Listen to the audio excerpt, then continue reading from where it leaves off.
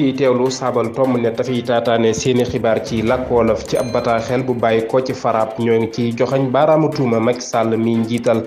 mbootaayuk Afrique ak waa France ñaawteef yi am ca Tchad ndax ñoo doon dëgëral njabootuk Déby gi ngir ñu des ci nguur gi FRAPP ñu fàttaliku demu Macky Sall ca N'Djamena ci weeru août atum 2022 bi weesu ngir ak njàppale ñeel Déby yooyu la ñaawteef jur nañu ay nit ñu bari ñu dee ak ay téeméer ñu ami gaañu ak ñu réer mbootaayu FRAPP di jébbal njaalam askanu sa Afrique yu Tchad yépp waaye di gàll yëf yi ci ndoddu Macky Sall ak Emmanuel Macron ginnaaw FRAPP wane na njàppaleem ci ñi xeex ca Tchad ngir génne réew ma ci noteelu reykat bii di Déby